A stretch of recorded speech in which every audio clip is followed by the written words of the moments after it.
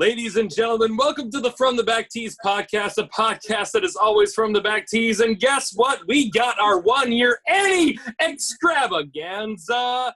We got Zach. Say hi. Oh, how's it going? I got this great tie. Nolan, you're What's here up, too. Jerry? How y'all doing? We got Reid Martin. Shout out. Cappelen. Lorcan. How's it going, guys? Good to be back with you guys. Seabass. What's up, man? Hey guys, I'm still undefeated in the trivia quiz. Just wanted to throw it out there. Oh yes, that's coming. We That's know. coming. Ed, good to see you, Ed. Good to see you guys. And for my first time ever meeting Mr. Homeless Hubbs, Mark Hubbard. Nice. How you doing, Mr. Hubbard? Thanks for having me. Seabass is going down in trivia.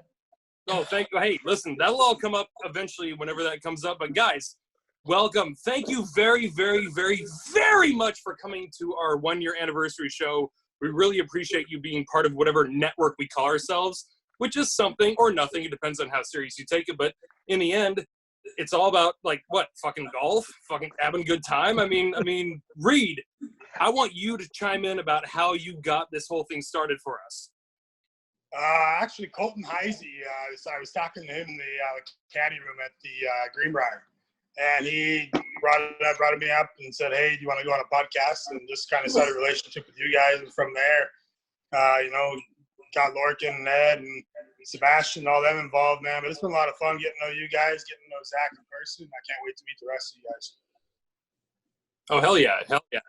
And if nobody heard real quick, Zach Pencer, Z to the P, Mr. From the Back Tees, which is now from the stadium. It is growing like a mushroom on top of 10 mushrooms. Zach, how you doing, buddy? It's been a while. Yeah, I know. I'm doing pretty good. I'm stuck in Montreal. I got 5 T-shirts to last me this entire quarantine. It's going to be a real test. In Florida, nonetheless. That's rough trade. Hubbs can give you some advice on that. Yeah, exactly. Hey, you got a sink? Sorry? So you got a sink? It's the same. Oh, yeah, no, exactly. I'll make it work. You know that Guess I'm not seeing anyone. Ed Alton, and I can testify to this because I stay with him enough, does not check a bag on tour. I think that is highly impressive that he can go away. Ever. I agree. Anyone who checks a bag and just does not know how to, like, pack for travel. No way. I've got to check a bag just for my cologne. You could fit so much in the carry-on now. I can attest. It is true. Canadians know how to do it. You Americans are all failures, and you. Yeah, when it comes to sense, I'm not going to argue with that. Homeless Hubs, whose house are you squatting in right now? It's mine actually. I'm not homeless. I know. I'm a lie. We're gonna have to get a new Twitter handle for you. He's living a lie. Living a lie.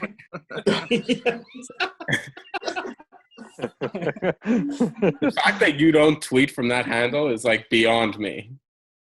Yeah. Too much potential. I mean, I don't know. I'm pretty lacking on social media these days. What could have been? Well, to be fair, I mean, regardless of busy, being at home and, like, in quarantine status, I mean, I would say Hubbs is probably, like, you know, our shiniest top cat here, and we want to make sure he doesn't say anything wrong or, you know, it doesn't put himself out too much. So we'll see to it that we take care of his laundry accordingly. I mean, honestly, that's my biggest thing with social media is I just don't trust myself. Like, I feel like the potential gains for me are far outweighed by just one bad night. I'm looking at 7 faces right here, and he is the most mature out of all of them. And actually, He's so mature, man. 3 o'clock in the morning. Yeah, there's You got to have it at your side. wise great. This is not going to go well if Hubbs is the voice of reason. Well, Ed, we barely know each other. I trust you pretty good, but I mean, goddamn, I don't trust myself. So what are we doing here? There you go. Yeah. I'm a caddy too, for crying out loud. Ed's a trustworthy guy. You just you meet him and you're just like, I'm gonna follow you, and it's gonna end up okay. Yeah. Yeah. I think it's got to be the receding hairline. Has to be. I think that's endearing in a caddy. Jerry. You need it. I'm just gonna follow you around the course, and I'm gonna trust you that you're gonna find me a good tequila. Well, at least get home. Let me hit it in the water. There you go. Oh, you will get home, but you will pay premium. Tell them about Bermuda. Well, actually, hold on, Lorcan, real quick, before we talk about anything extraneous like that. I think the real kicker to start the game is there's a huge Mexico story that's been brewing amongst a few people here. Reid, I'm gonna throw it to Reid first before I know where he tips the ball. What's up with this Mexico story? Hey man, I've never seen someone so shit and scared their parents in my life. Lorcan has to tell. So I'm actually, this is where it works out perfect that my player was sickly and couldn't join us this evening. I'm already thinking You about guys it. remember, wasn't it in Mayakoba, wasn't Wednesday rained out altogether? Tuesday or Wednesday, one of the days was completely. Yeah, I think it was the Pro-Am day. Yeah, it was. Can we get subtitles on Lorcan's screen? Is that possible? Oh yeah, we'll work on Yeah, it. no shit, right? Oh, wow. I lost the microphone. Oh my god. Oh no, he just completely froze out. He could be. Lorcan needs subtitles. Oh my god, that was the funniest thing I've heard in a long time. Sebastian translates for me. What the hell are we gonna do with Lorcan? Yeah. Well, that's yeah. Lorcan's free subscription to his Wi-Fi ran out, man. Goodness. Sorry about that. All right. Well, that's good for your podcast. Cliffhanger right there. We'll never know the story. Yeah, Oh, no, yeah. exactly. Come back next To be week. continued. Podcast right in the middle of it. Here's the guy's telling the story too. He's gone. I'm out. You probably haven't listened to our podcast, but the editing on that is going to be no. That will all be there. Indeed. Absolutely. So Okay, Reid, you're gonna have to save it for us and give us the story. Yeah. Bullpen, go. Can I say something first? Reid's Yeah, like the see only that. one that hasn't realized that on these things you like put the camera the other way so it fills out the screen. Oh, Like that. Look at that! He's the biggest guy. I is a little bit. I is a little bit. now he looks huge. He looked regular size before. Regular size. Jesus. Sputnik. Hey, Sputnik. So I'll go Oh, on. look at this. I'll go ahead. I'm and back. Okay, he's back. Stop talking about it. Hey. Terrible. Even the computer doesn't want to hear the Mexico story, but I'll tell it anyway. Where are No, we at? that's What I missed? Democrats. Go ahead. We didn't go anywhere. It's You all didn't? you. Okay, good. Yeah, so we stay at this hotel, and anyway, to complete the day is an entire washout. And I say to Reid, let's go to Cozumel. I heard there's a high-speed ferry. So he said, yeah, let's do that. So we go down there, and there's 2 class of tickets you can get. Wasn't a Reid? One was like $8, and first class was like $12. So we're like, let's get first class. It was no difference. Everybody was sitting wherever they wanted to go. Waste of money. This friggin' suckers, they seen us come. And I'm Googling on my phone the whole way over there, things to do. What's the best way to see Cozumel in like 2 hours or 3 hours, however long we had. And the number one thing on every website said, do not rent a car when you get to Cozumel. The worst thing you can do. So we get there, and this guy walks up to us and was like, oh, gringo. And he shows us this sheet. And it has a picture of like these sick cars. One of them was like a Corvette. And I was like, how much is that? And he's like, $50 for 2 hours. And I was like, a convertible, $50 for 2 hours, Reid. Reid's like, yeah, let's do that. So we were sitting there. This is freaking great. We'll drive it. Like, disregard everything on the internet. Terrible decision. They roll around this thing, Reid. How many miles? It was the furthest thing from a Corvette. How many miles do you think it had on it? If it had 400,000 miles on it, that's an exaggeration of. Yeah, probably more than that. Probably more than that. The roof was like this. There was a big dent in it, and the whole thing was. There was a hole in the floor where you drive. You could see the road, and you couldn't. Oh no! Oh. Flintstone style. To get into driver's side, you had to climb in the window because there was no window because the door wouldn't open. And the guy says, before you guys go, in broken English, he says, let's take a picture of the car so that we're not disputing any damages when you get back. I just take a picture of the car like quick. And he goes around the whole car. And I said, dude, I just took a picture of the car. The whole car fucked up. So it doesn't matter what. There's nothing that we can do to this car that's going to cause any. Even if we go and wreck this thing into an 18-wheeler, he's going to be like, oh, I love you guys. It's like perfectly fucked up now instead of barely messed up. So Reid, to drive straight, you had to steer like this right here, and then it would go straight. The top center of the wheel was at like 4 o'clock probably. Yeah. Oh. It wasn't 10 and 2. There's one road in Cozumel that goes around the whole island, and we go around there, and we get around the backside, and for as far as you can see, it's like dead straight. And I said to Reid, let's open this car up. What's what I tell you for? I said, do not do it. Reid goes, no, let's not do that because it doesn't look like it'll last very long. And I was like, it's running fine. So pedal to the metal. We got about 40 seconds into it. And then there was out in the bushes, there was a car, and it was a cop car. And then as we saw the cop car, I said to Reid, oh, there was cops. And then the biggest bang you've ever heard, it was like, bam! And we looked in the rearview mirror, and it was just smoke. You couldn't even see the cops that were just right behind us. So I was like, oh, my God. So now we hear sirens, can't see the cops coming. Nothing. Anyway, pull over to the side of the road. Next of all, this cop comes up, and he didn't have to tell me to roll down the window because there was no window. And he said, you speak Spanish. I'm like, man. Hablo español, señor. There's people in my life that would argue that I speak English. Case in point, Mark Hubbard. Can we have subtitles? So he says, get out of the car. And all I get from the big man is, I told you not to do that. I'm like, okay. I'd never seen Reid mad before, and I was like, oh, this is not good, because Reid's now on side with the cops, so if they're going to kill me, Reid's going to help him, and it's all going to go. So I read on the website, and this is one piece of advice I did take, if a cop pulls you over and shakes you down, take a picture with them, pretend that you really like them and take a picture with them, and then turn them into the police station when you get back to town. So, hold on, Lord. But how do we get to the police station? We're going to get to there. So anyway, at the start, I'm like, okay, I'll do whatever. And then we go back and forth. And the guy says, if you pay, what was it, Reid, $150 or something? Oh, that's way too much. Oh. No, it gets worse. So I said, no problem.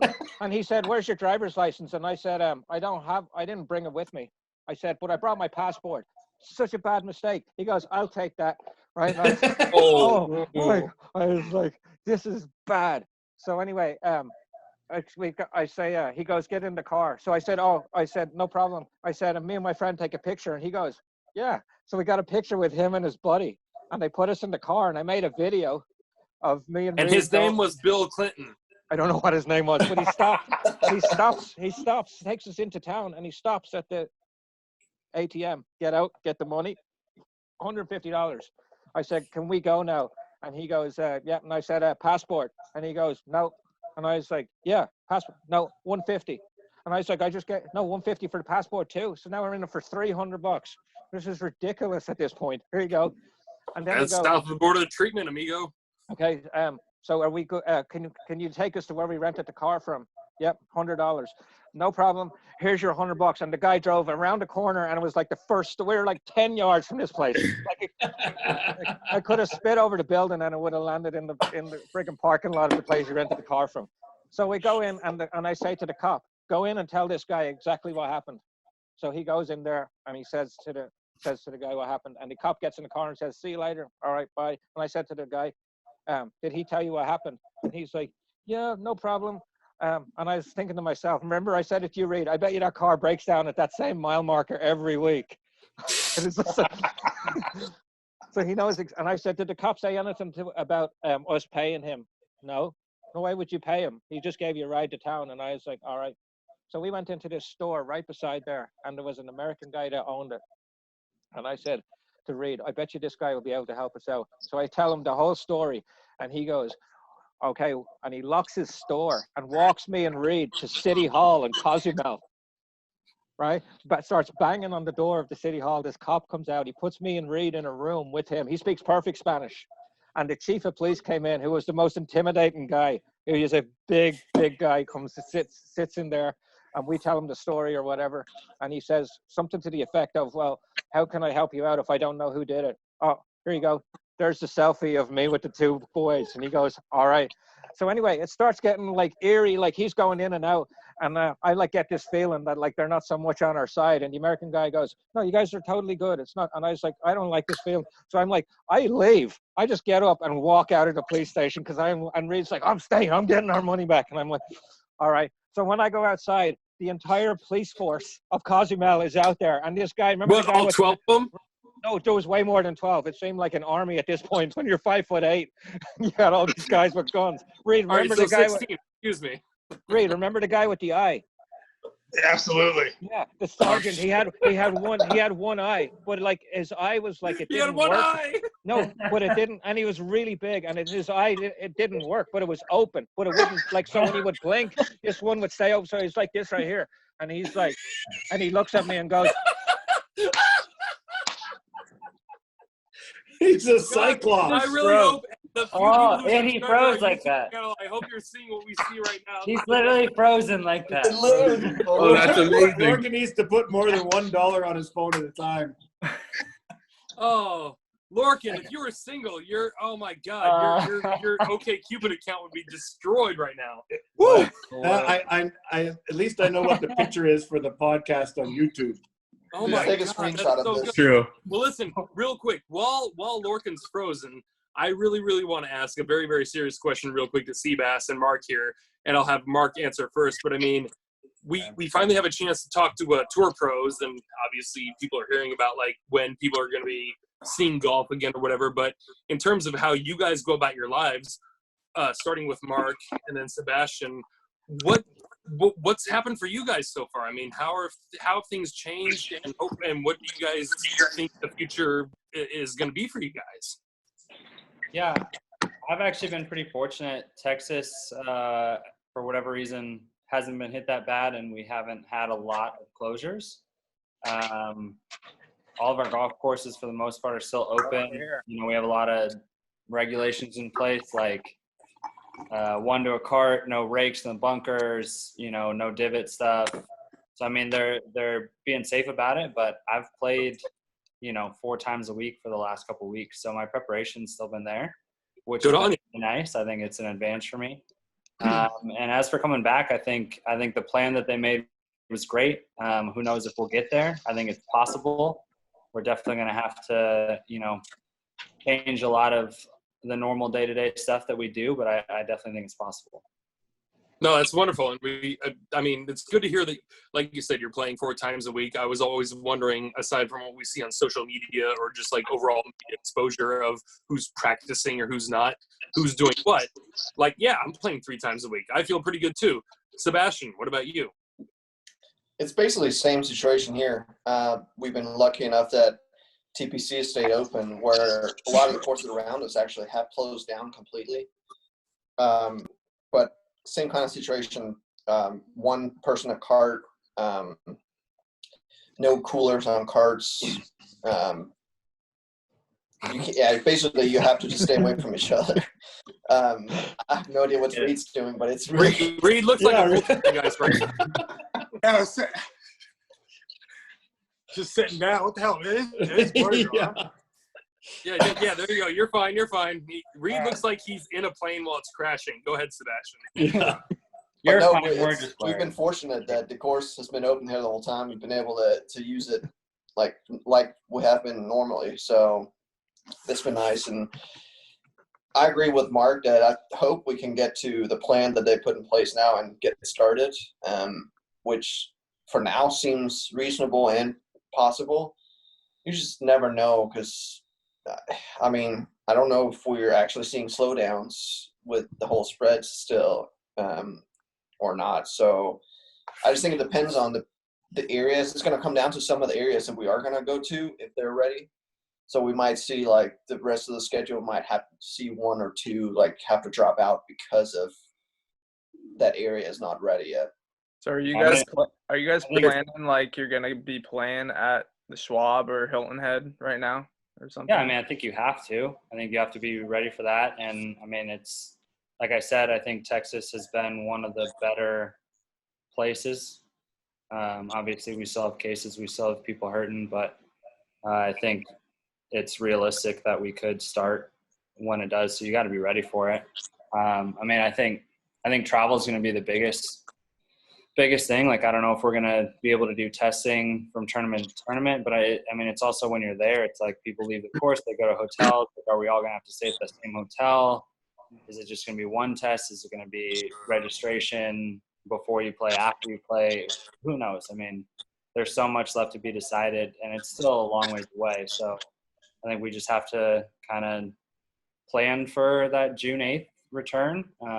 but there's still a lot of questions to be answered. It's so far away. We just needed a plan to kind of wrap everyone's head around it. Ed, what do you think? I just think all I heard was the word testing, and I just think to myself, every caddy I know gets scared. Syphilis, I get it. Yeah, I get it. You can't catch a I don't shark. know. I mean, I was just looking at the calendar, and that would be, we would all be meeting there 7 weeks today. And I don't know. I'll tell you what, I'd be shocked if we were there, but man, it'd be great. It would be great. So, I mean, you're our one international caller. I mean, literally, in case this goes down poorly in the record books. I mean, not saying anything. You guys are, as it even is right now, our quarantine got extended today for another 2 weeks, so we're not going to be out until May 11th. And I mean, this doesn't affect golf, but the border's closed until at least May 30th. Ed, what if you get stuck? Out of the country? What if you get stuck there, Ed, and Seabass needs someone? I got every word of that. Yeah, I said, Ed, what happens if you get stuck in Colombia and then Seabass needs someone? Well, hey, Zach, I'll recommend you. Mini tour legend, future mini tour legend. Oh, wait a second. I'm Zach is a mini tour player. And I'm out of work for Future. 2 months. And, yeah, but okay. Jerry, Zach's a mini tour player. Maybe he's a player. He's not a caddy. Have, I'm a caddy, not a player. That's how it goes, Ed. Come on. Yeah. Come on. Hey, Zach, how are you going to get into the United States? You teach. I'm a PE teacher. Come on. Can I just throw in there that I will say the tour seemed like they were preparing early on for the whole international situation. That the tour has made everyone aware and wants to know where everyone is, so they can they were actually actively working on making sure people and team members and so forth can get to the States and get to the tournaments. Yeah. They're at least working on it, so it's not just up to us. The tour's actually helping. Yeah, they're figuring it out because Scott Sedgwick, who's the president of the Caddy Network, he actually called me to see if I was in the States and was my plan to stay in the States through the start of the tournament, or was I going back to Ireland, because they weren't sure if I lived in Ireland or the States. So Lorcan, who's your contact? Scott Sedgwick, he works for Jason Duffner. He's the president of the Caddies Association. Who is it? Cool. Say it one more time. No, because I wouldn't say it the same twice. So I gotta ask. I missed that humor. 3:00 in the morning. I gotta ask Marcus. We know Seabass. He's busy with his baking and his piano playing. What about you, Mark? Do you have anything else you're doing besides golf? No, you play drums or something? I have zero other skills. Just all in on golf. I was gonna say. Me and Sebastian have been playing Division together online, and we've been getting pretty good. Not gonna lie. That's what I was gonna say, Jerry. When you asked Mark earlier what he's been up to, and I was hoping he was gonna say we're almost done saving Washington D.C. because that's what you're doing about the game. Eerily similar. Okay. It's literally a pandemic, a virus outbreak that's killed everyone, and now it's just all a mess, and you have to save it. So, Reid, I hope that's your finger. Thank you. Absolutely, it was. He's been doing it a lot. Yeah. So what happened in the match, Sebastian Reid? Oh, dude. Yeah. It was good though, man. It was good. Hey, Sebastian, I can beat it, huh? Yeah. Whoa, wait a second. If that was your I know you. Ed, sit down. Hold on. I want to say a lot of people can. Okay, but oh man, everyone's biting their collars right now. Okay, I'm done. Go ahead, everyone. Release. Better biting than sucking. Oh my god. Let's just say Reid smashes the ball pretty hard. Now the direction it's going. He's a ball smasher. Yeah. 1.5 inches at 100 miles an hour hurts. Yeah. I asked Seabass how he played, and he was like, Reid hits it pretty far. I was like, oh, cool. Like, what did he shoot? How's his short game? And he was like, Reid hits it pretty far. Absolutely. I like that. You just need one thing. Went over the top on his one thing. Yeah. That's why you just need one thing, really. That's why I take the mental game. That's what golf, not playing golf does to you, man. You have You just no need idea one how thing. good PGA Tour players. Zach can shoot 120 and never get upset. Exactly. Mental We're not game, all A1. fortunate enough as Seabass and Mark to just be able to shoot like 60 on the world's hardest courses. Some of us have to be good at one thing and one thing only. Mine it does not involve the golf club. I lost $50 to Hubbs last fall, and that'll be the last time we ever play for money. What'd you guys play? Horseshoes? I mean, We played like I played like a friggin' dummy. I played him on his home golf course on a Sunday morning. and what was he giving you strokes? Come on, give us some context here. I think that he gave me at least 3 aside, but I know that I beat him on one hole. It was a par 3 over water, and I made a stupid gagger of a putt. That's super No. hard. Yeah, and I was so happy because I went out thinking, I'm gonna do pretty good against this guy. This is gonna be all right. No, it never ends well against PGA Tour players.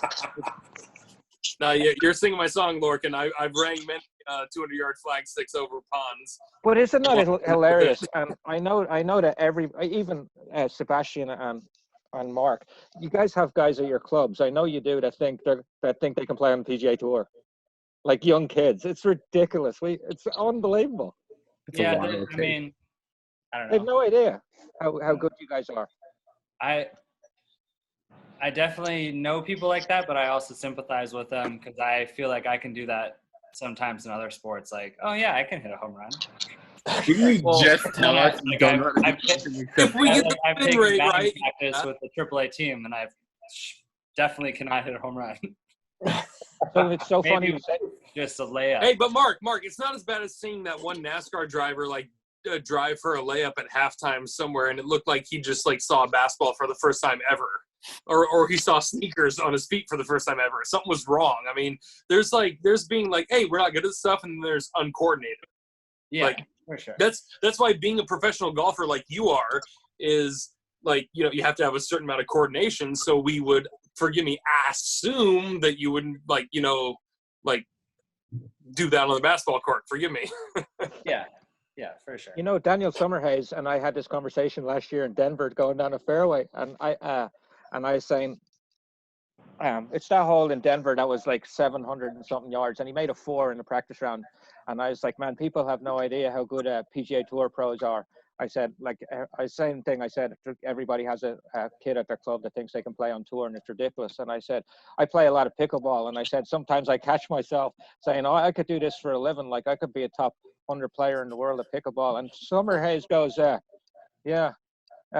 I am top 100 in the world of pickleball. His pickleball ranking is higher than his world golf ranking. How much do you think pickleball players make, Yeah, Lorcan? That top 100 I was gonna is say, what does that amount to? Yeah, I'm like, you wouldn't have a pool if you were top 100 pickleball. If that was true. I mean, top 100 billions doesn't amount to shit, sir. Would be Homeless Morris, your Twitter handle. Yeah, I'd have a Your pickleball career. It'd be a blow-up pool. Harsh. Yeah, but it sounds cool. Hey, to be fair, Lorcan, Sebastian and Mark were those kids who thought they could play with the PGA Tour pros at some point in their career, right? No. Like never. No, you guys are like, oh, I'm never gonna. You just stumbled upon it. No, I mean, I think we always believed in ourselves, but there's a difference between like believing you can do it and thinking it's easier than it is.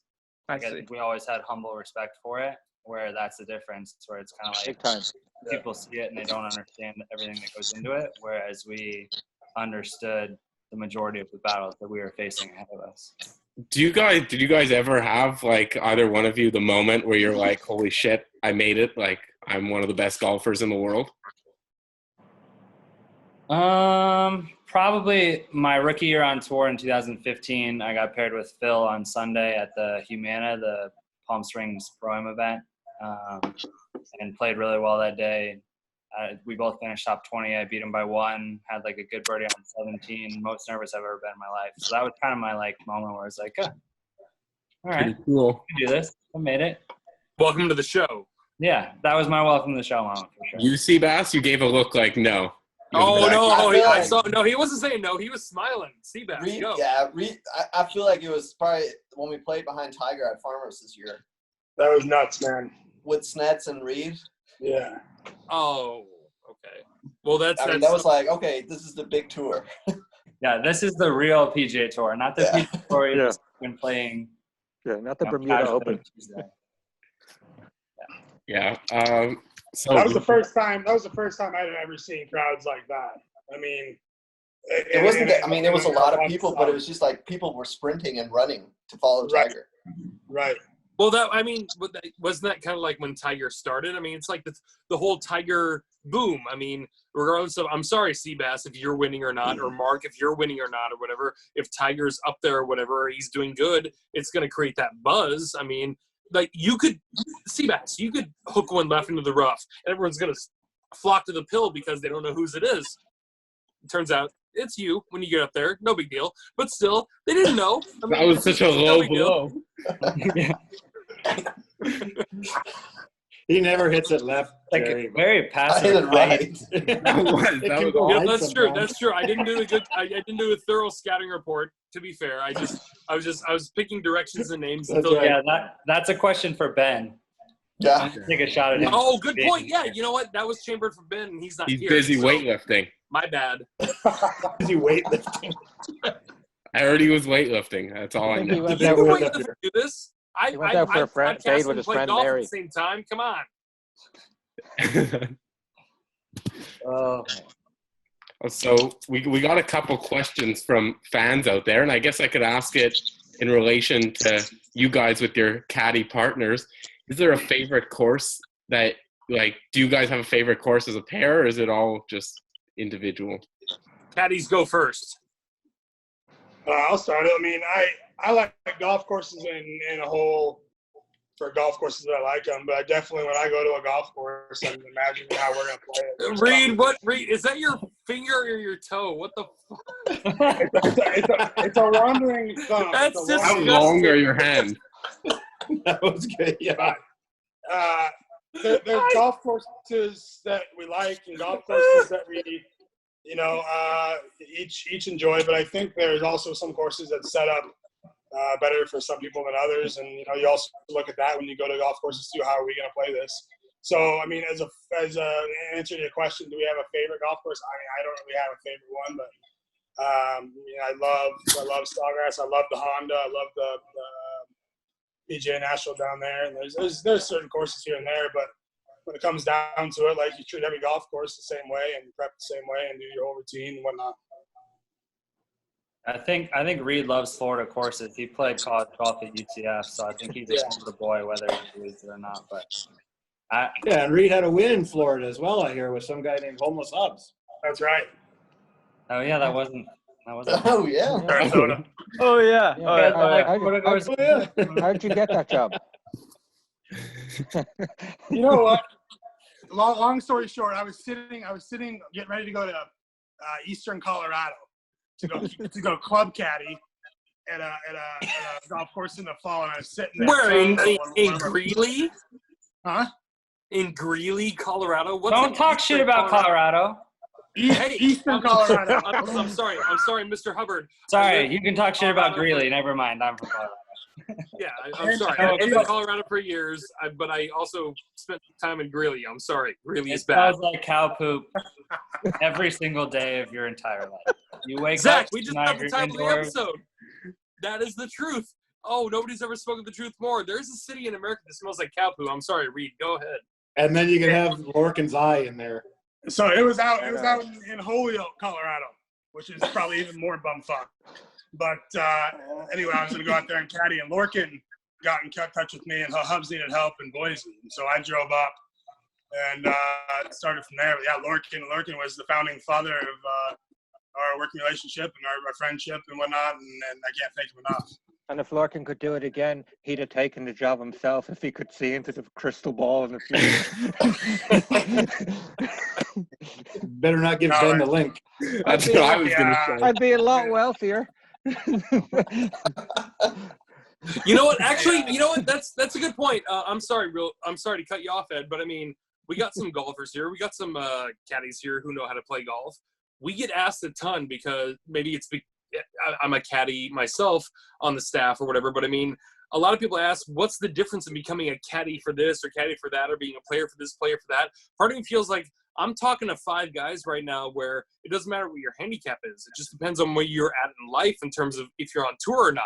Does anyone have any thing to lend to that in terms of just luck of the draw or where you land in life? Or, I mean, I don't even want to say it's luck. I mean, a lot of it's talent, obviously. But, I mean, Jesus Christ, it just, like, right place, right time cannot be ignored. Am I wrong?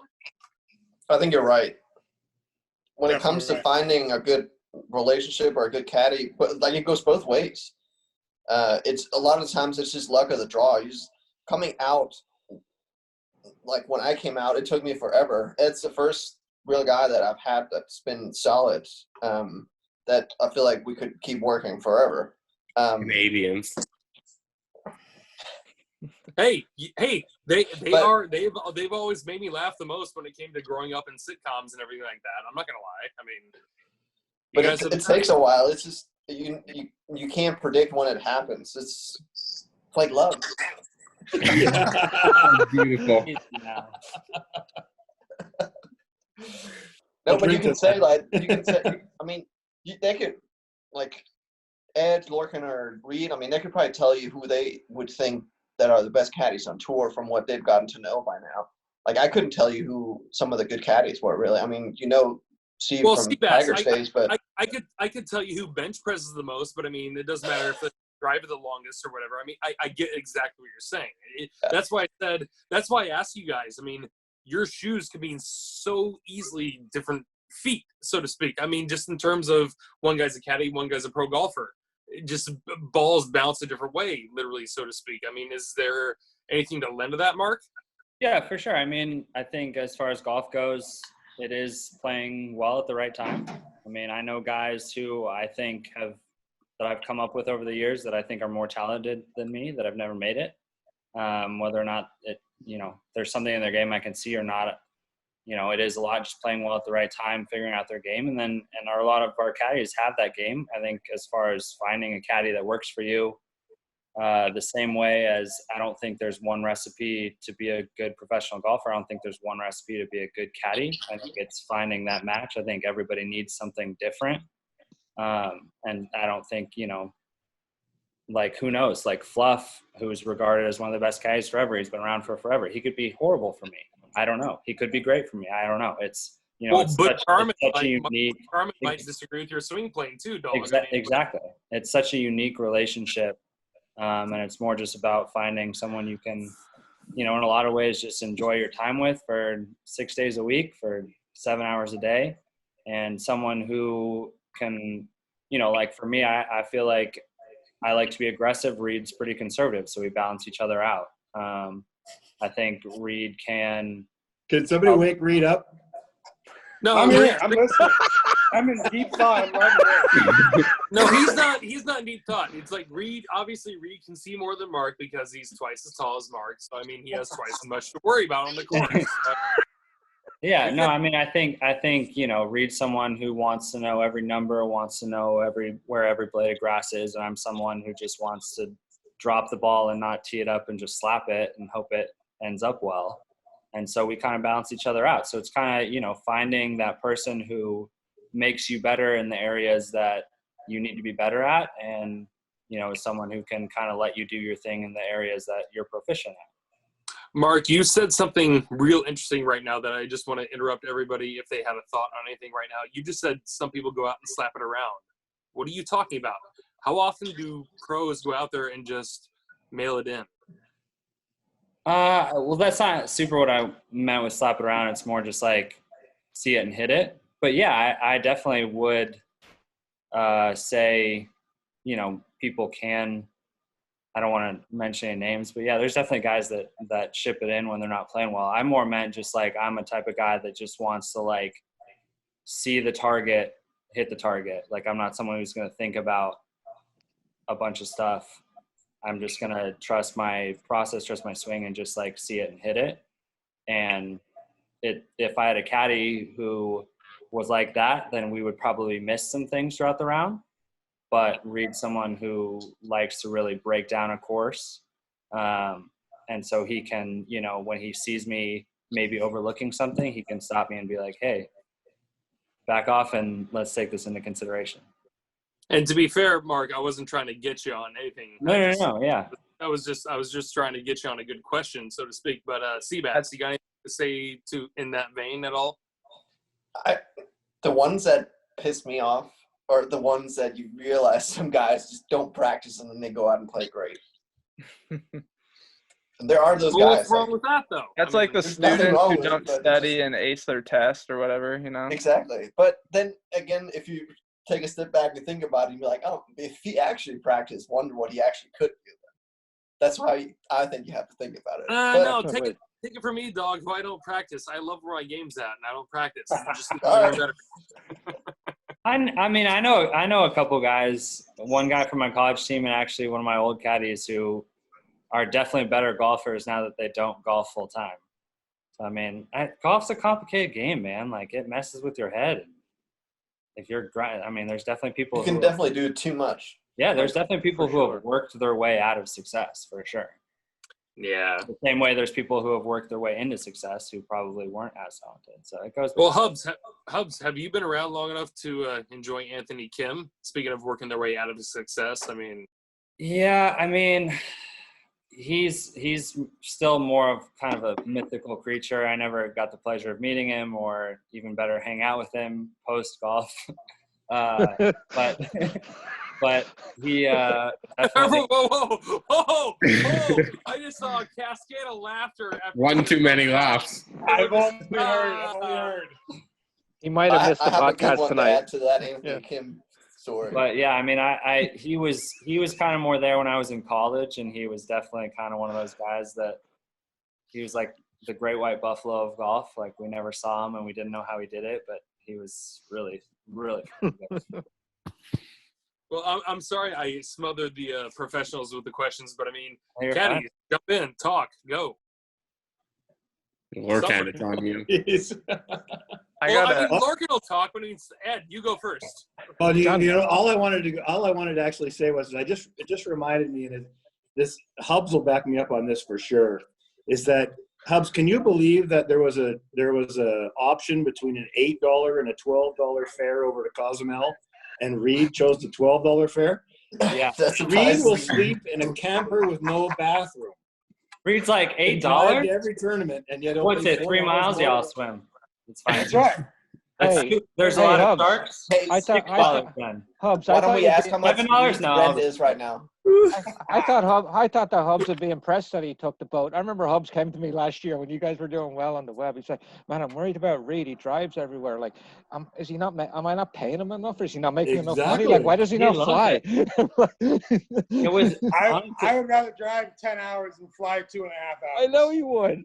It's I know. unbelievable. It was I'm honestly. surprised you didn't swim to Cozumel. It was New York. It was New York last year. Like it was. We had locked our card up. Like we That were in. close. It was after Knoxville.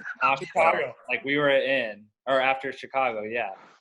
And like you stayed in literally like a Oh, in New 100 York. like $115 for the whole week. Are you like, talking about New log York? Trailer, Hey. but, like it looked pretty, but I'm like, Yeah. could I pay him like looks hey, as pretty. far as Patty goes? Like, I'm Are you not a talking kid. about New York? Yeah, up Oh, my you- cabin, man. My little No, cabin. there's no. Great. You if he said it looked pretty, you showed him. You bullshit, Hubbard. He bullshitted you because the cabin, the place that he was staying in, was not pretty.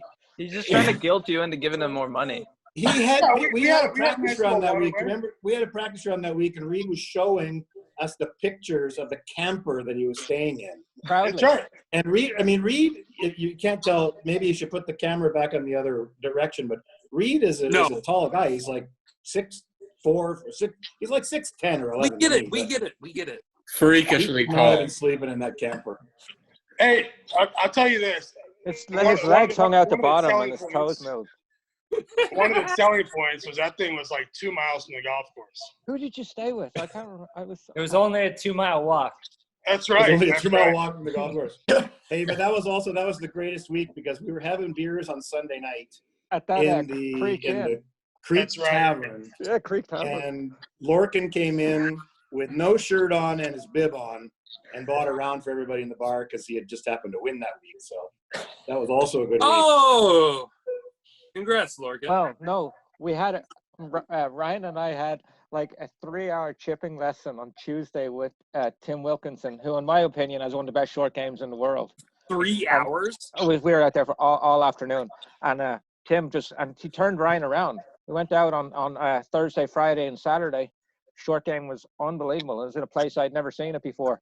Late Sunday afternoon, But we we're beat so Tim Wilkinson in a playoff Yeah, to I win was the gonna golf say tournament. we gotta And, pause that. Do you think Tim was seriously regretting that? I know. So we go to shake hands, and he you'll see it in the video. He shakes my hand and he pulls me in, and he said, "That's the last fucking chip and lesson you'll ever get from me." That's really. So I'll never forget it. It was the funniest shit. It's funny your Irish accent sounds just like Tim's. Yeah. That's fair. It's pretty fair. Hey, speaking of talented athletes, by the way, Tim Wilkinson is a scratch golfer, right-handed. He's a left-handed Really? golfer. Yes, I did not know that. absolutely. We watched him hit balls in Wichita last year. That's actually, Lorcan, Couldn't funny believe you bring how that good up. I just thought of this off the top of my head. Here's another question for Seabass and Mark real quick. You fellas are righties. How good would you say, considering you guys are like athletic or have hand-eye coordination or whatever? I mean, I've been hitting a lot of lefty shots out of the gorse lately at Bandon Dunes. How hard is it to golf lefty if you're righty? Honestly, I mean, just like, I'm sorry, tell me. I feel like it's very, very individual because some guys it's easy enough to just flip it around and somewhat hit it and make contact. I will say it's few guys that have like a picture perfect swing left-handed, but then some guys look like they can swing it left-handed, but they can't make contact. Like it's like looks like he's never played golf before. I'm not assuming you guys are like prodigies when going lefty. Well, I always joke around telling people saying, if you're sober and you're a righty golfing, swing lefty, you look drunk while sober. It's just like, it's just one of those things where mechanically most of us can't, get the A's and the B's and the shoulders down. But Mark, what do you think? I'll stop you right there because I've seen Seabass's lefty swing, and it's very, very technically sound, just like his righty swing. Whereas mine just looks like I'm swinging a pool noodle on both sides, just like all over the place. Oof, okay. But You're not giving yourself enough credit, man. You got a great golf swing. You want a taste? yeah, Yes, let's see it. There it is. That's not even your staff. That's your competitor showing. Jeez. Very, Wow. very solid. Zach, maybe you need to try lefty, man. Like he's just a technically sound. Zach, maybe He's you're a lefty. technically sound guy. Like me and Seabass, we should be playing in the Zurich Classic right now. Oh man. Of course, no. This is the week. That's actually And- fact And and we fair make a point in good terms of right team now.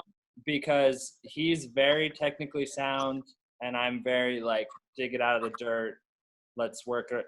Well, he works the ball a lot, but we just have like, as when it comes to the golf swing, like we have different mindsets, and we see the game similar enough to work well, but different enough to like complement each other. But we played lefty at Topgolf. Oh, I feel like I might have won. I don't know.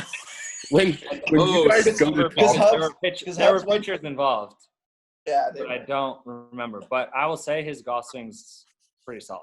I was impressed. Talking about Tim, I just happened to have a righty swing of Tim Wilkinson. Yeah, watch If you this. want He's to see that? unbelievable.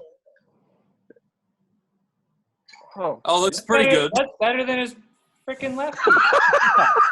Well, no, That- here's the funniest thing. It is. Sometimes out at TPC, I'll come out there and Timmy is grinding with all his speed sticks and bands and all kinds of stuff on the range. And I go up there and I'm like, what are you doing? He's like, I'm trying to get some speed. Because as Reid can probably attest to, he doesn't hit it very far. He's awesome. I love that guy.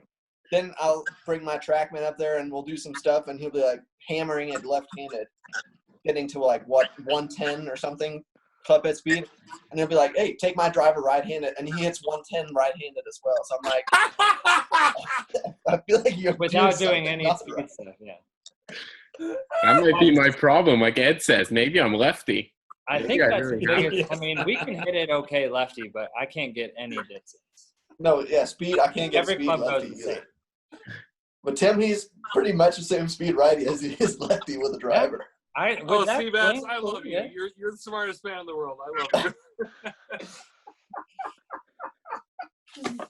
Excuse me. Sorry.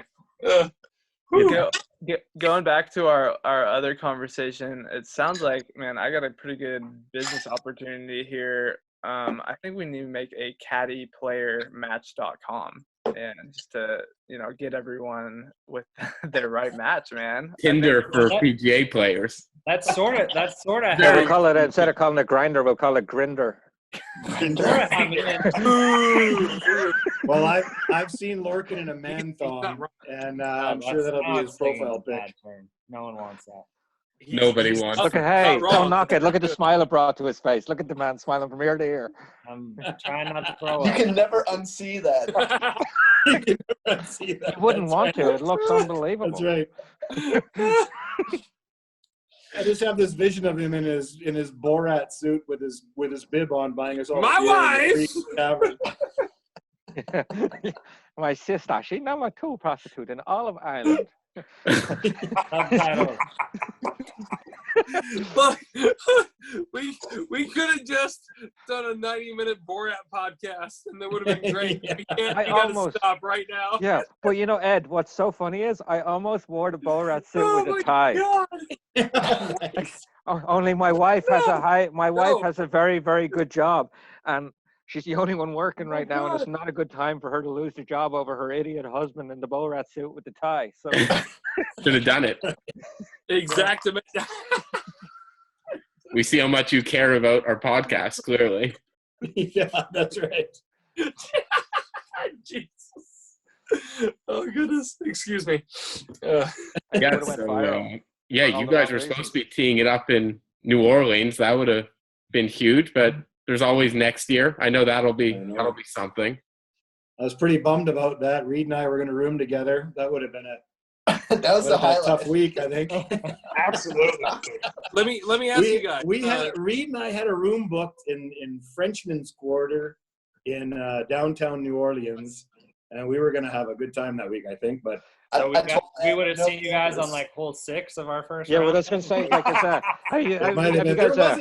There was a day. I don't remember. I think it was a practice day that Reid went out. Oh, it was in Nashville. In Nashville. Yeah. We talked about this on my pod last week about where they told me come downtown at 3:00 in the afternoon. And I was like, no, I'm good. Right. Go ahead, pick it up. It was a Tuesday night. It was a Monday night or a Tuesday night. One of the two. Yeah, and Reid and I had decided to go into downtown Nashville, and it was pretty fun. We thought we'd be back about 7 or 8, and we got back, I think, about 7 or 8 a.m. And then we went straight to the tee, and we had a practice round with Seabass and Hubbs, and yeah, we were quiet that day, I think. But anyways, we scraped it through. You know, yeah, gotta do what you gotta do. Really scoped We out the were course quiet nicely. that day. Ed Alton does that to people. I'm telling you. I was not drinking for months, and we went to Bermuda, and I stayed with them, and we went downtown with John, right, who owns the Darrell Survey Company, and I wasn't drinking till about 11 o'clock at nighttime. And then I finally had enough. I couldn't be around these guys any longer. It was either start drinking or go home, because these guys were like beyond the point of return. So I started drinking. At 4 o'clock in the morning, Ed and I are arguing with a taxi driver over the fare of how much he charged us from the city to our Airbnb. And Well, wait, hold on. What was the fare? Because I've argued many Tijuana cabbies. Oh no, this is ridiculous. This is a legit argument. It was maybe like, wasn't it like $28 typically at $28 to $30, and this guy was charging us like 60 or 70. So we gave him like $35. I mean, he said, "No, get back." And I was like, "Just call the cops. We'll be right here. We're staying in this Airbnb. We're staying in the blue door, or whatever color our door was." That was it. It was like a ripoff. But anyway, long story short, if you want to get up early in the morning, don't go out with Ed, because you'll have a great time and you will not get up early in the morning. Jesus, Ed. Oh, that was. Hey, I never miss a tea time. No, you don't. You're never, ever. That's what's impressive. You guys stay together in the French. That's why we're all here. Jesus. Hey, imagine these two in the French Quarter. Have you seen the opening scene from 4 Weddings and a Funeral where the alarm clock goes off? Lorcan, no.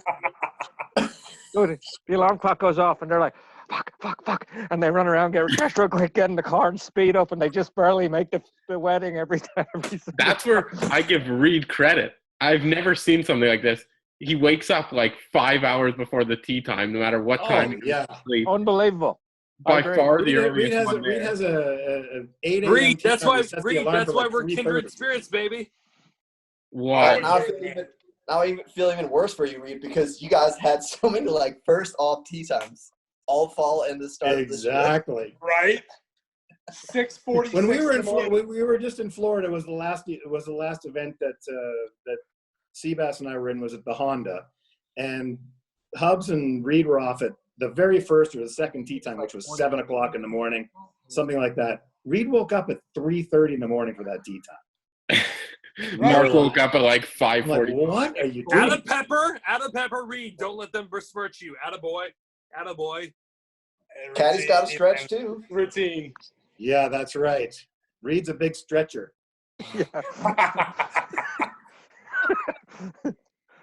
My knees might Yeah, sound a little better exactly. if I stretched a little bit. Jerry just had he's carried out on a stretcher. That was the most I've stretched in a while. I mean, I'm just Well, trying to live up to. Is there a preferred tee time amongst players? Last on Sunday. Yeah, that's Afternoon. Fuck you, Lorcan. I love you. So witty. 11:30. 11:30? That's what I would say. Right in the middle. 4:20. 7:45. Oh, Hitler's tea time? Oh, that's cool. 4:20. Nobody got that joke. Yeah, I'm sorry. Just got sorry. it. I'm sorry. Let's move on to the next topic. He was sick. Don't worry. Nobody listened.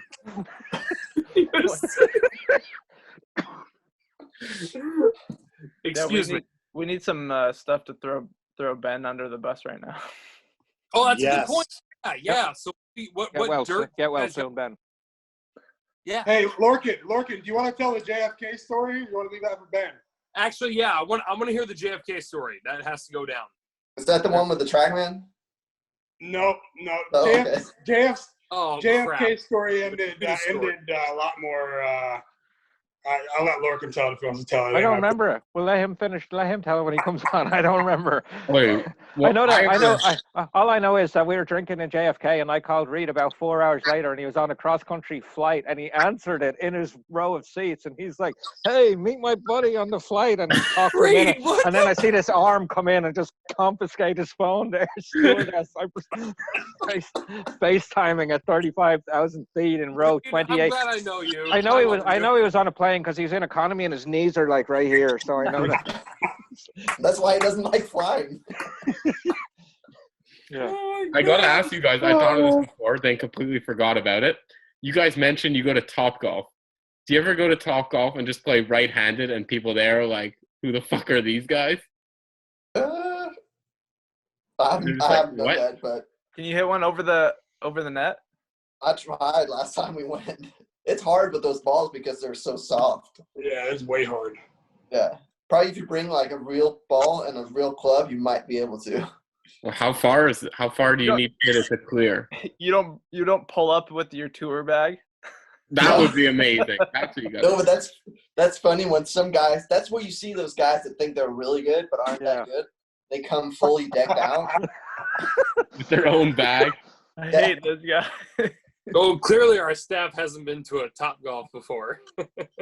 No, I've been. I hate those guys. It's ridiculous. I went to the one in Florida, right? Sorry, Nolan. Yes. Oh. I play so good at the Topgolf. Terrible on the course, but Topgolf also, that could be my thing. I could be a pro Topgolf player. They have that. And she'll love you. They have it. It works much better when I say I could do it if they don't actually have it. Yeah. Oh, there's not Actually, Topgolf in Houston? You know what? Yeah, there is. That leads me to a really good question to all 5 of you guys who have called in here. Who's the best? Who's the biggest stick man on tour? And you know what I'm talking about. Who has the most groupies? Who is the biggest? Like, I mean, You're probably married. Stick man. I mean, you know what I'm talking about. Like Michael Rappaport called Derek Jeter the best stick man in baseball or sports, and that made sense. So when it came to golf, before Graham McDowell had his kids or his family and like got serious, it's a known fact. Who's the biggest stick man on the PGA Tour right now? Go. Excluding Tiger. Yes, excluding Tiger, for God's sake. Honestly, we don't include mythology with us mortals. And excluding Reid.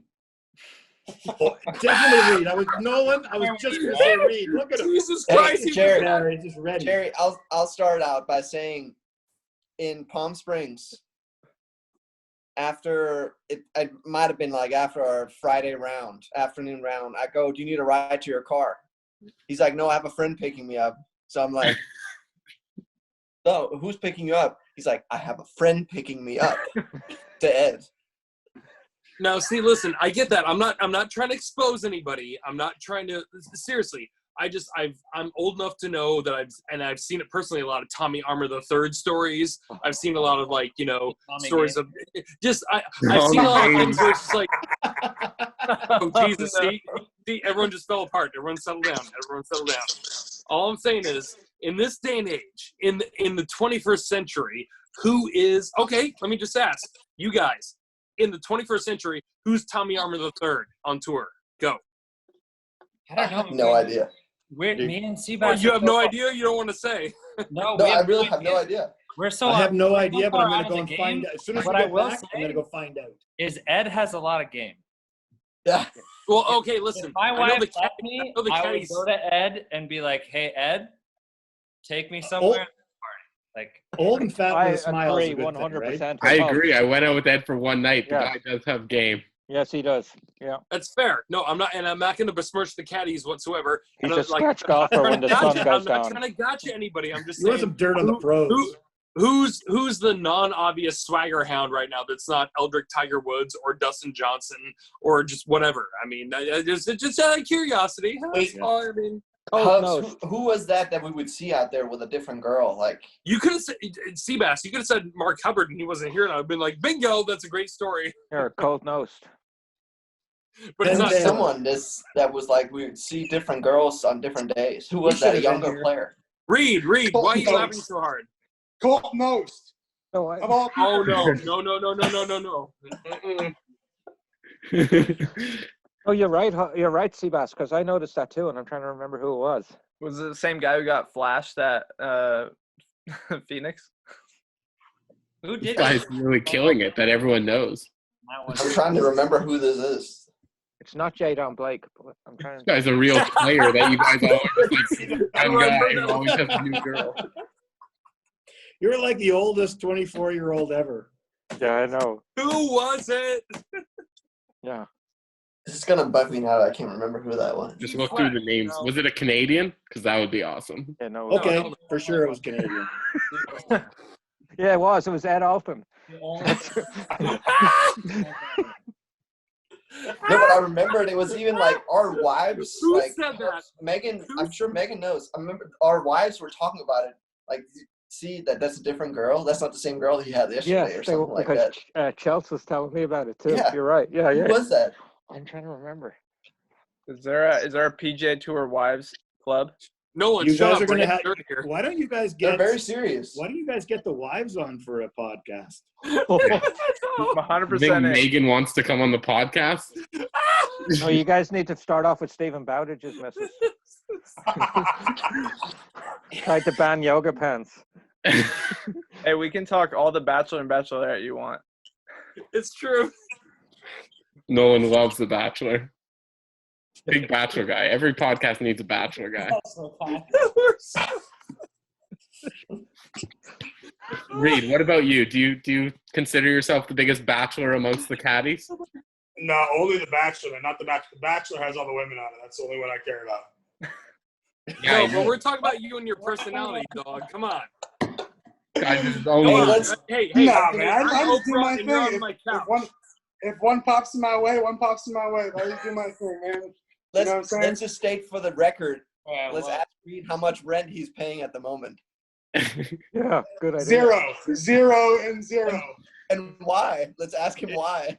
Well, I mean, there could be more than one reason. Ask Jerry. Mark will for sure find this funny. So Jerry had FaceTime before when I was with Reid, and we were with a companion. Then Reid was on the podcast with us, and there was a girl there, and Jerry obviously didn't know who it was, so he's like, "Oh, great to see you again." Completely different person.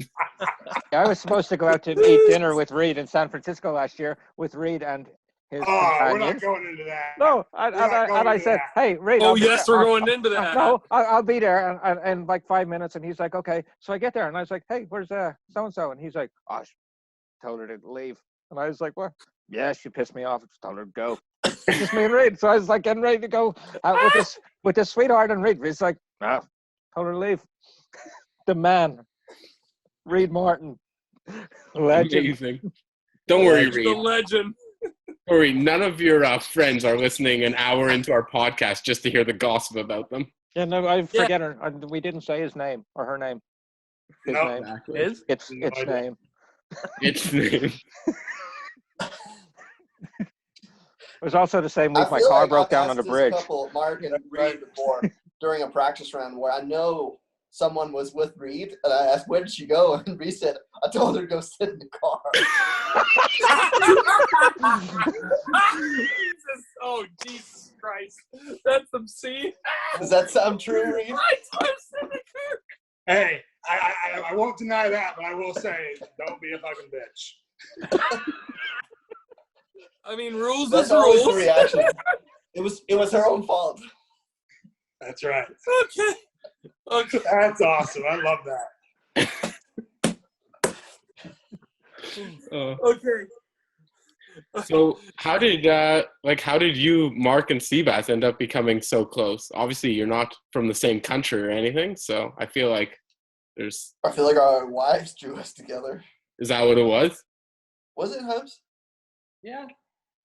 Yeah, I feel like they started hanging out with Chelsea, Ryan Brem. Yeah. I don't know. We just started doing family dinners every week on the road. I mean, we had known of each other. It's weird. You kind of, for me at least, you kind of end up hanging out with people who are close to you alphabetically because that's how they arrange the locker room. So those are the people you see every day, or people who you get paired with all the time. So we had been in a lot of similar situations, but he's an S, I'm an H, and we just, for whatever reason, were never in the same category. So we didn't see each other a lot.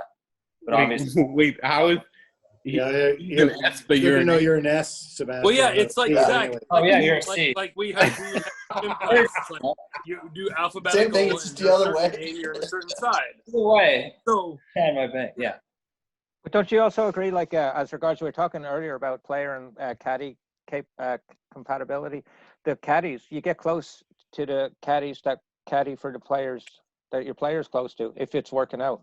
You know, I worked for Ryan Brim for a long time. Ryan's very good friends with Sebastian and Mark, and I've become very good friends with Reid and Ed, and obviously Ben's good with these guys too. So I mean, I think you just that goes back to the whole thing of relationships.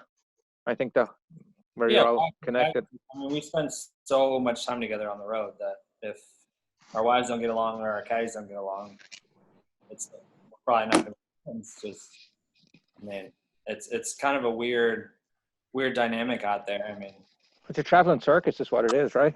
yeah, and it's also kind of your traveling family. Like you see, Yeah, definitely. your actual family or friends from back home or whatever. So, Sebastian, does your wife travel to every tournament with you? If possible, yes. yeah, same here. Yeah, no, I knew that for you, Mark. Thank you. What's that? Oh, have you been to 2 tournaments? You know, my whole life now. That's oh right. yeah, I we figured know it that out. too, Mark. We It only follow took one. I'm a very social guy, Mark. I'm a very social guy. Yeah. Social butterfly. What's that? So I actually have one last question for the professional golfers here versus the professional caddies, because usually we have caddies on this show, and I'm a caddy myself. But I want to ask the golfers from their perspective, and I'll start with Seabass first. What do you guys expect or want or need in a caddy? Well, one, do not cost me to do something like, do not cost me shots. You're trying to help me save shots, so don't cost me shots.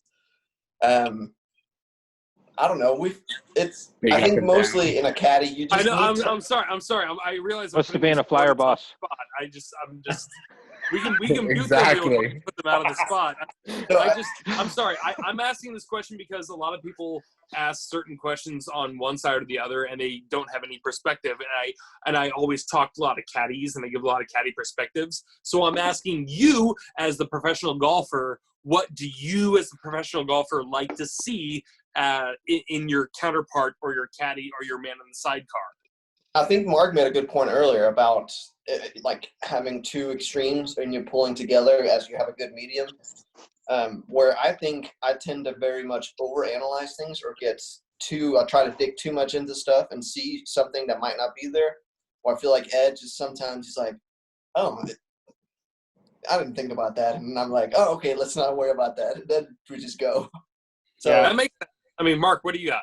I was joking about it because we were supposed to be playing Zurich, and I feel like Seabass and Reid are more like in that way, and me and Ed are more like in that way. And so we were jokingly like, oh, we'll switch caddies that week.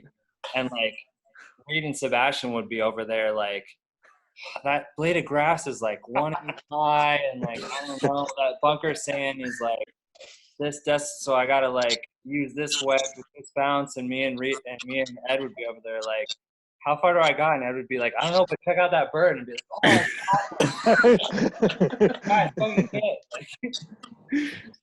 So yeah, it's definitely finding people who compliment you and kind of, I don't know, allow you to use your strengths and minimize your weaknesses. I mean, that's at the end of the day, that's all professional golf is. It's figuring out what your strengths and weaknesses are, and minimize. No, absolutely. I mean, that is kind of I hate to say it, a golf trap, so to speak, because I mean, every good caddy says the same thing. Every good golfer says the same thing. I mean, in terms of once you hit that symbiosis of like harmony of how you play good golf, that's it's hard to explain. It's just one complements the other. And I can dig that too. So, both player and caddy can add and subtract too. That helps for sure. I think. Yeah. I mean, I've seen bad caddies before. And I've seen some golfers before who don't deserve a caddy. I mean, they exist. Well, yeah, and I mean, some guys want every number and want to talk every single shot, and some guys want their guy to just carry the bag. Like it's okay, Mark. I actually sometimes on the same hole. Hold on. I got a fun question for Mark. Mark. No, this is for Mark and Reid. That was a good question, Mark asked. I've gotten great information from Reid, but I want to know from Mark here. How do I word this the right way? How far away from the hole do you need to know what yardage you are? Not until you answer my question. Yes. Stand your ground. Sorry. Do you have a mustache tattoo on Do your you head? have it? Oh, no. I dropped that somewhere. Where is it? That's oh, yeah. It's right here. I can't grow facial hair whatsoever, so I had to make it permanently inked right there. I can, and I'm considering it. That's awesome. No, don't do it. It hurts. Oh, God, it hurts so bad. And I have many tattoos all over me. It hurts so bad. It's the worst. It's the stupidest thing. It's the worst thing ever. I think Zach, didn't you just get a tattoo? I did. I got a tattoo of penguins. What? Why are you laughing, Reid? Perfect segue. England King, new Netflix series. I don't know what, like 60 yard? I don't know. I don't really have it. New Netflix. I don't know. I think when it gets inside of Jared, to answer your question, I think when it gets inside of 50 or 60, it usually comes down to he's usually walking up to the green a lot of the times. I mean, most. I think as a caddy, you can you learn to feel your player out, like if they need a number or they don't need a number. Right. You know, if it's a very situational as well. Like if they've just hit a 7-iron 120 yards to a 150 yard pin, they're not going to want a number from 30 yards because they're going to be hot from this 120 yards. Oh yes. Yes. But would you guys agree, right? You got to feel it out, and you got to know your player. You play with Ben earlier today, and that's. You guys are pros, so you see that more often than not. I mean, what I was illustrating was it was like a tweet I put out a year ago where some golfer I was caddying for said, "Hey, what's the yardage here?" And I shot it, and I literally looked at him and said, "It's your handicap."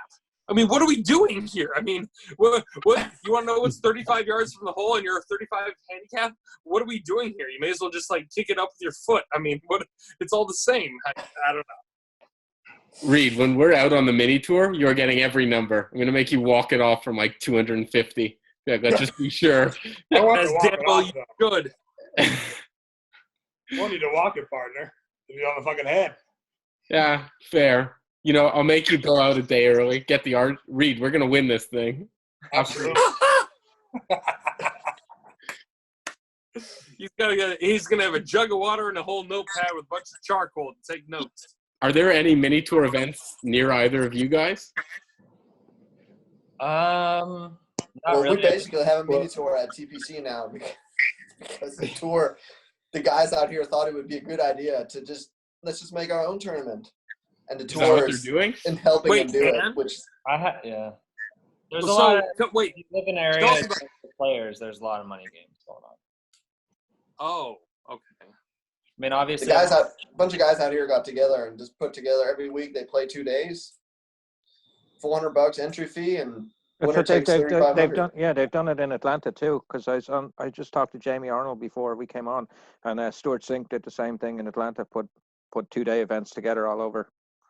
Yeah, I heard a couple things about that, and I was like, I hate to say because I'm on the West Coast and I'm completely isolated in backwater, bumfuck, wherever.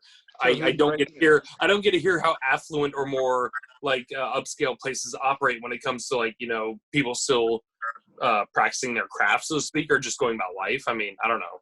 Who's raking in the dough at TPC then? Who's been playing good? I haven't really been paying attention to it, but it's a lot of the China and Latin guys are playing. I think Cappelen's raking in the money over there. He's definitely cutting his yard twice a day. That guy's got game. Oh yeah, I got a new mower, Morgan. You guys see his piano? Think that comes with no money game wins? Oh no, Zach, that's not fair. If you know music and others don't, that's not fair. That's not even gambling. That's not fair. I think I should get a percentage of that money too, don't you think? But that too, yes. I think it's great that you guys are doing that. Anytime you can get a scorecard in your hand and you got to put down your own money, being professional athletes, it doesn't matter if it's $20 or $2,000. You guys are going to give it everything you have. Right? Speaking of scorecards, though, the scorecards at the tournament in Pebble Beach were really big, so they couldn't fit into Sebastian's pocket, so he gave them to me, and I was in charge of getting the score for the team every day, and Sebastian, and every day the score was wrong. Oh, really? So, anyways, I was fired from that job immediately. Which Player caddy, not a scorekeeper. Not really. I mean, how do you get that wrong? I don't know how I don't know how I got that wrong. I hate the walking scorers that argue with, hey, what's your player make on the last 3? No, they made 4. No, okay, they made a 3. No, let's go through it. No, we're not going through it. They made a 3, and I'm leaving. Lorcan, I appreciate your help, but you're so Lorcan, mean. I'm really glad you asked that. I'm going to ask you guys this because my only experiences was with the 4-ball that was at Bandon at Old Mac. But I mean, in terms of USGA sanction, how many volunteers are running all your important stuff? 100. Anybody answer that? Go. 100. At least 200 a PJ Tour event. But it's all volunteer run. I mean, I'm not besmirching the volunteers. My girlfriend, she has her PGA and she still like breaks her back to volunteer at events as much as she can. But I mean, in the end, it's like you can't have events be run by volunteers. It needs to be run by staff. The scorekeeping for a lot of the stuff, the shot link for a lot of stuff, and the ropes for everything is volunteers. So, I mean, they're not really in essential roles. I know you guys might see that differently for the app, as that is an essential role because you're looking at it, but the telecast isn't run by any sort of volunteers. That's where the money is. That's the essential role. The app doesn't work a lot of the time anyways.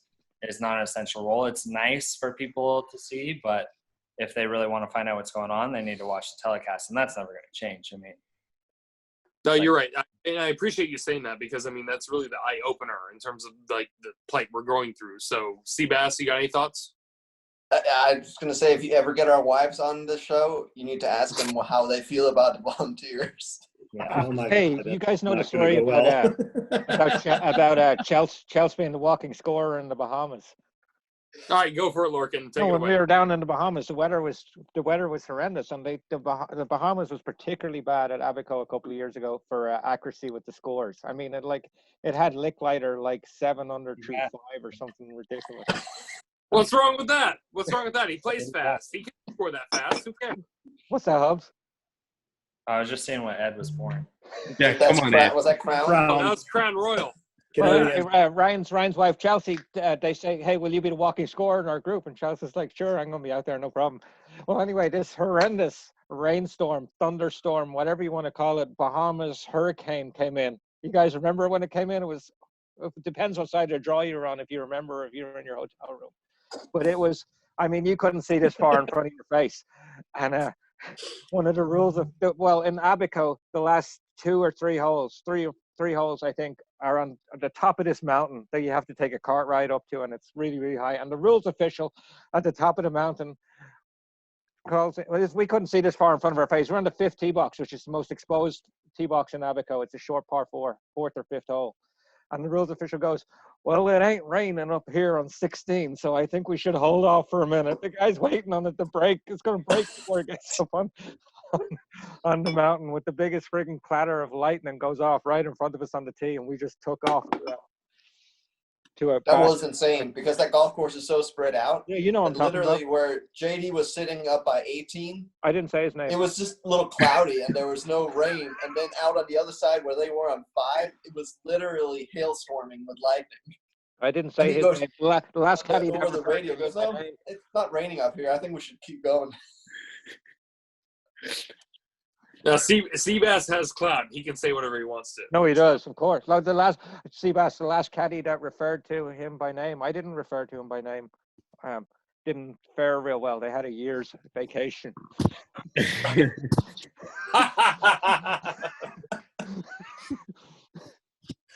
Oh, Jesus. So real quick, I had one last funny thing I was going to ask the professional golfers, because we have some professional caddies on.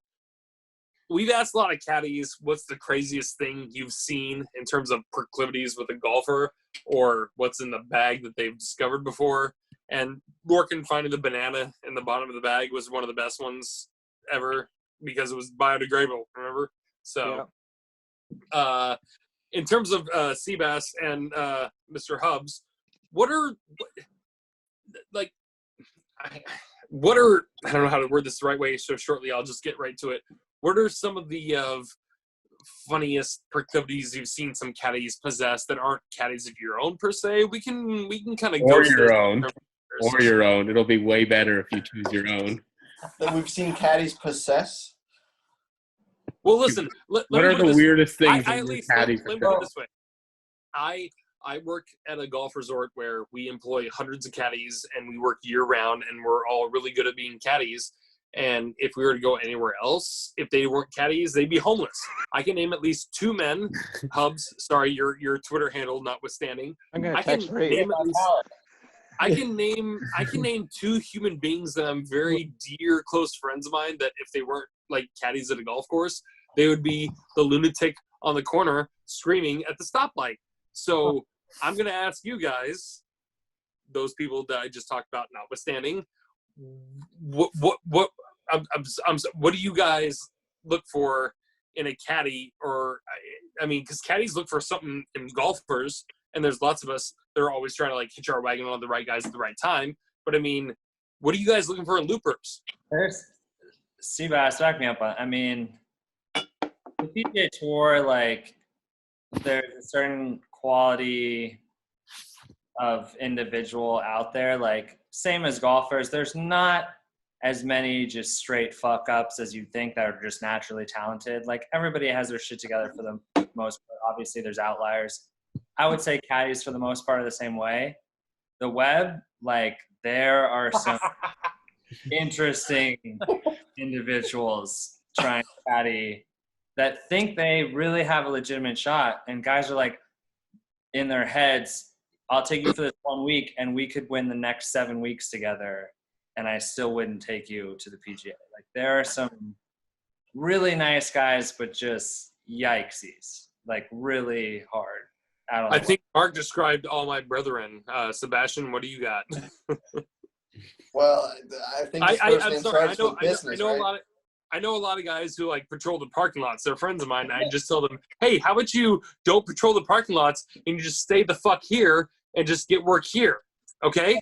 Don't bother the professionals. They'll get their own. It's much parking more lot rats as they get them. Much more of a the Well- West are just playing golf. The PGA Tour in Europe, and like Ed can back take me up it on this one. to a business meeting or a dinner and not be like, okay, we're gonna lose sponsors. But that's not true for. Okay. I'm sorry. I get what you're saying. Okay.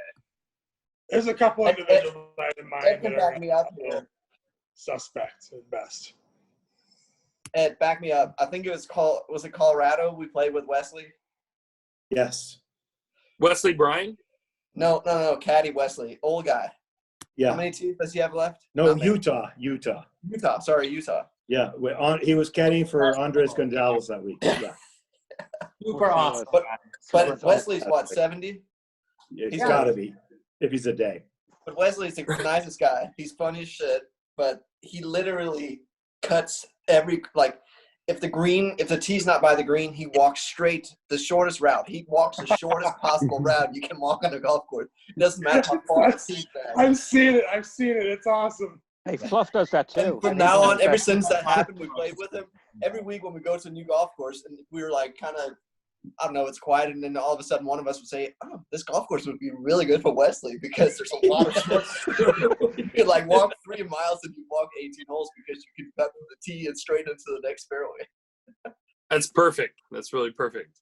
I'm so afraid to take a shortcut because I've been back there and been in groups where caddies take shortcuts, and the guy comes back to the tee and says some unfavorable words about his caddy. I'm like, I ain't freaking giving my player the opportunity to talk crap about me.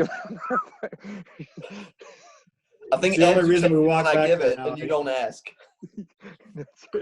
That's true. Absolutely.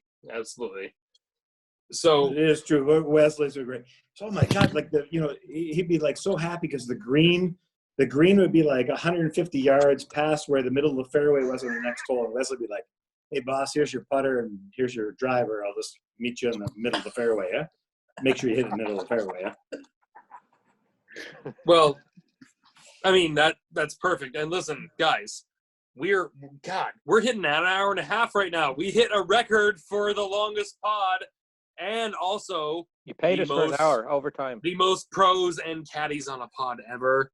Anyone who's listening to this right now, you were snapping records by just having going into your eardrums right now. Do you think Ben's listening? Oh, yeah, I'm sure he is. Yeah, positive. Yeah. Here's to Ben.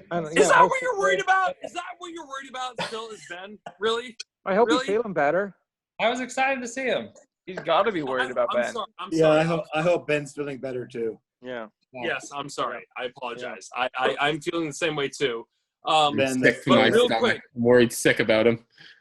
But before Zach and Nolan pounce you guys with any of the piercing questions, Sebastian, Mark, Ed, Lorcan, Reid, you guys have any plugs, any charities, any Twitter handles, Instagram accounts, anything you guys want to plug? Shoot, go now. Go, Seabass. Don't all yell at each other. Don't all yell at the same time. Okay, we're a charity-free podcast, whatever. Still picking up nickels and stuff on the street. Well, yeah. All I have to show for it, if people want some baking instructions, they can go to my Instagram handle. It's Sebastian Cappelen. That's Brilliant. true. His music and his cooking has gotten very American. I love it. And at this trying times where there's nobody doing any business in any small way, shape, or form, I just got an endorsement deal this week with Lions Golf Travel out of Ireland. They do luxury golf trips to Ireland. Check them out Reid's online. mixing like Costco Clear versus Costco Brown. What the hell's going on over there? Look, Tito's and Sprite, man. Reid, what are you doing? This is an alcohol-free podcast. It's for the kids. Yeah, exactly. Reid, we have people with problems on it. Oh, and shout out to the first responders that are working. I'm actually the only one of the 5, I believe. Correct me if I'm wrong. That's actually working through this. I'm actually a fireman and an EMT.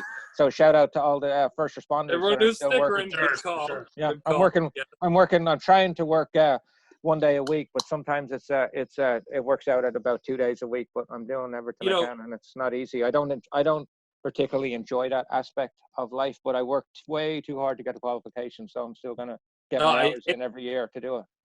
Lorcan, I get it. I used to do it fairly, and I don't want to do it voluntarily. And it's a very weird obligation. And you're a bigger man than me. So, Ed, what do you got, man? He's not allowed to leave his house. Trying to say hi to everybody out here. Only on Tuesdays and Thursdays. We're down here in Colombia. It's not the easiest place on earth to live in these times. And if you just can think about, if you can think outside of yourself for a moment, that's probably the best thing I can say. And I don't have anything else, guys. I'm just trying, to figure it all out. No worries whatsoever. I mean, even though we try to provide mirth in that we're a golf podcast and there isn't golf right now, we try to, you're in a different part of the country right now, Ed. That's why we asked for your take specifically. So, I mean, we appreciate your input very much so, and it's all very salient and very important in terms of, we all have to be careful, but at the same time, it's like, Ed, come on, we got to talk about something. We got to talk about something, man. Maybe you guys should throw Ed's Instagram handle up on his screen. People can join. He might be able to double his following in one night. Does Ed have Instagram? we can get it all the way up to 2. That's the only one not on social media.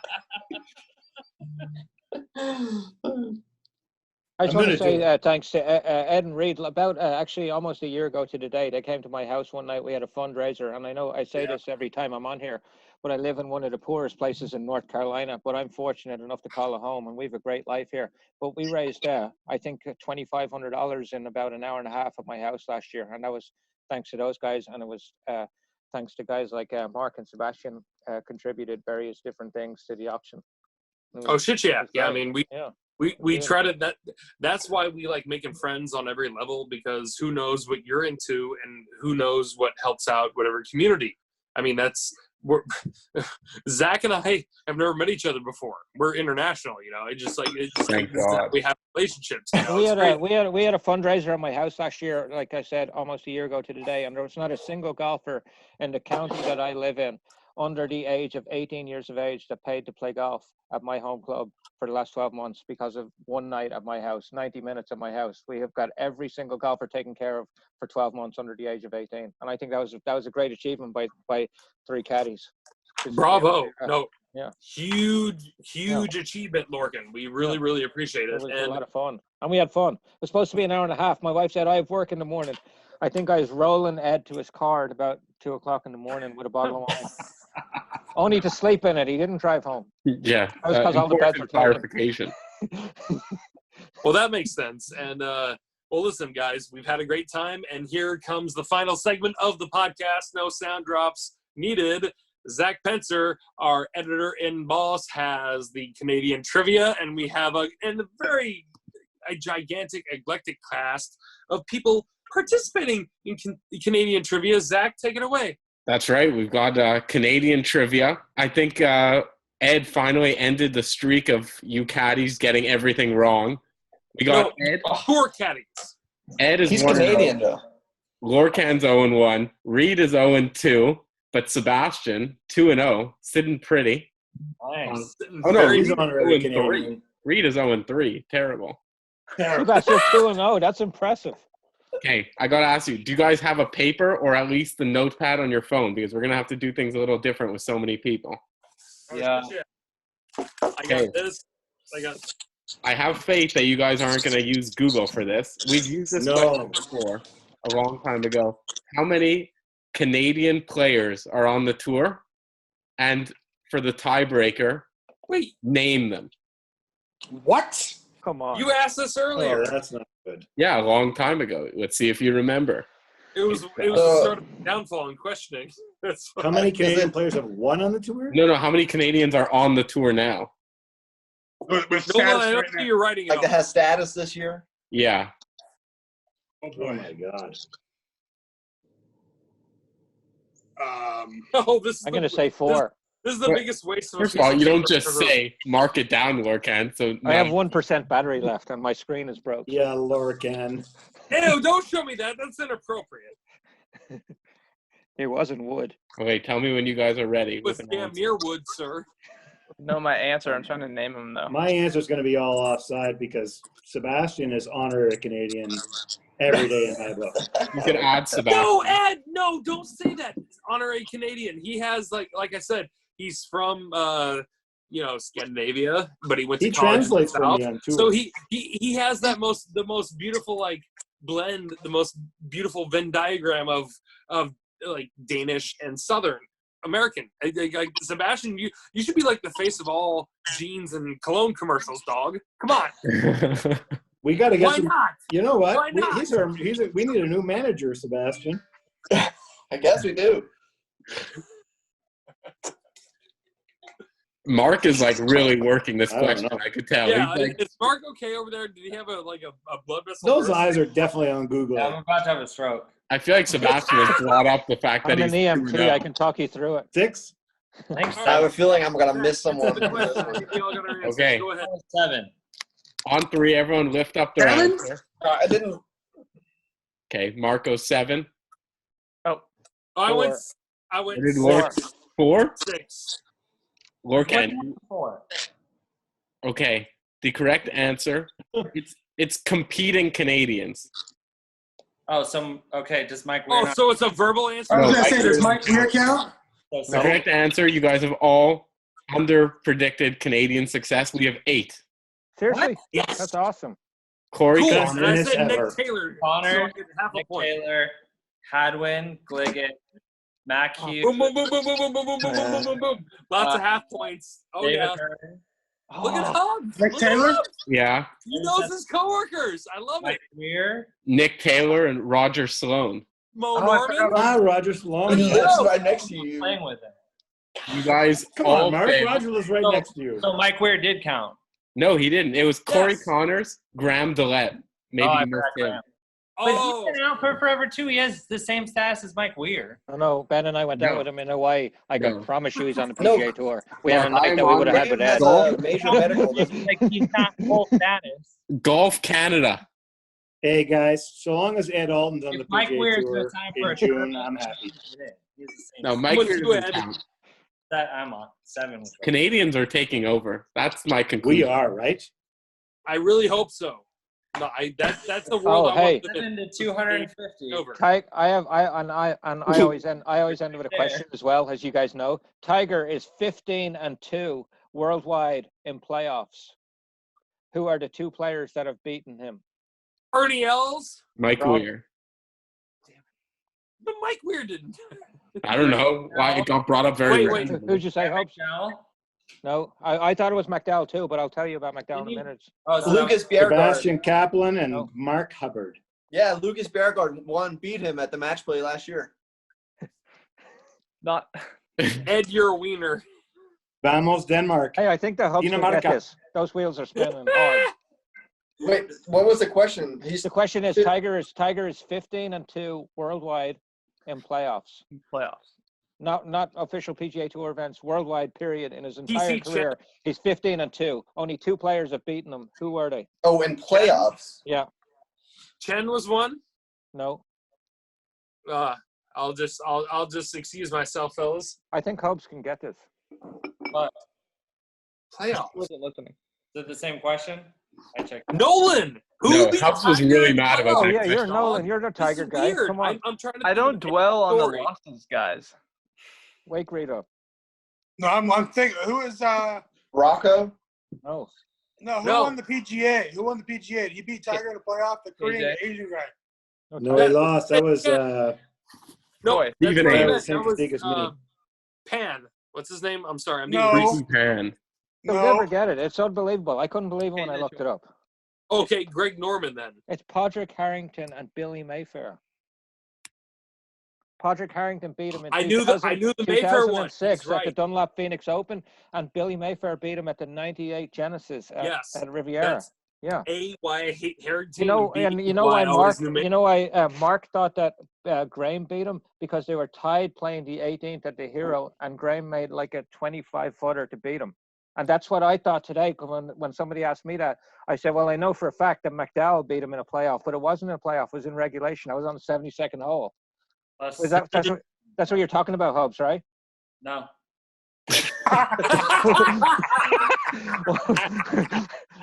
Stitching me up on Hubbs, oh God, I love you. Hey, Reid, if you turn your phone like this way, you can get like full in.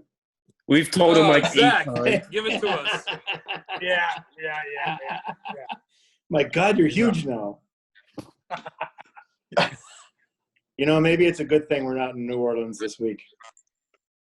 Yeah, Right here. Right there. Yeah, guys, so I just wanna before we end things, I gotta ask, for Ed and Reid's sake, all I ask is you give them 1 week where they could dress up in like neon pink attire. You guys will become a celebrity group. Can you imagine? Reid, especially, the guy's like 8 feet tall, neon pink. 8 foot Dude, tall. he's been Reid growing throughout this Martin. podcast. I have a. I'm all in. I mean, Hobbs has a good collection of outfits. if Reid and I go in neon pink, nobody will ever notice me. It'll be all Reid. Look, listen, I actually. In fact, and I I've would been think that you were an extension of Reid. It would be perfect. I've been dealing with this on Twitter a lot. I challenged Reid to a calf off a while ago. I didn't realize he was 20 feet taller than me. So that's Never seen Reid without a hat on. Ever. He's the jolliest and greenest of giants. Yeah. He is.